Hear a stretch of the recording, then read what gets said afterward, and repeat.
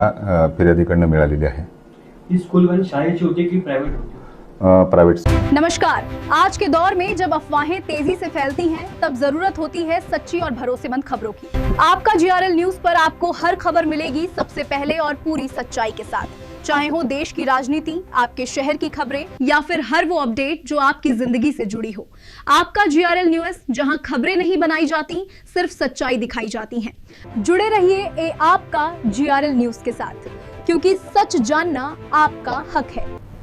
For news and advertising on this channel, contact on 8888785941.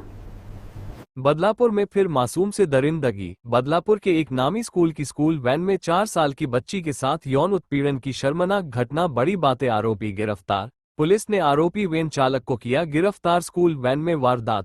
चालक ने वैन के अंदर ही मासूम को बनाया निशाना। दहशत में अभिभावक। पुराने बदलापुर केस की यादें हुई ताजा। सुरक्षा पर उठे सवाल। Police action. बदलापुर पश्चिम पुलिस मामले की गंभीरता से कर रही है जांच।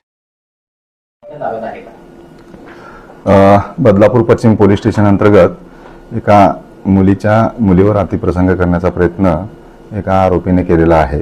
त्या अनुषंगाने बदलापूर पश्चिम पोलीस स्टेशनमध्ये तात्काळ गुन्हा दाखल झालेला आहे। त्यातील आरोपी जो आहे तो आपल्या अटकेत आहे।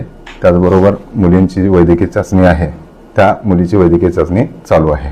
सर, हा अत्याचार कुठे घडला, म्हणजे त्या संपूर्ण प्रकारे घडला असं सांगितलं जात आहे? सदरची घटना ही स्कूल व्हॅन मध्ये घडल्याची माहिती आपल्याला फिर्यादीकडनं मिळालेली आहे।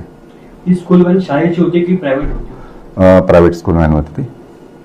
मग त्या व्हॅन चालकावर किंवा त्याच्या मालकावर काय गुन्हा दाखल करण्याची प्रक्रिया आपण करत आहात? हो, सदरची व्हॅन जी आहे ती त्या शाळेसोबत ॲग्रीमेंट मध्ये होती। त्या अनुषंगानं आपण पुढील चौकशी करून त्या अनुषंगानं पुढील कारवाई करत आहोत। संपूर्ण प्रकरण काय आहे? कारण की फिर्यादीने काय माहिती दिली, संपूर्ण प्रकरण काय? नाही, सदर घटनेमध्ये फिर्यादीने जी फिर्याद दिलेली आहे त्या फिर्यादीमध्ये दुपारी 1:30 ते 2च्या दरम्यान त्या मुलीला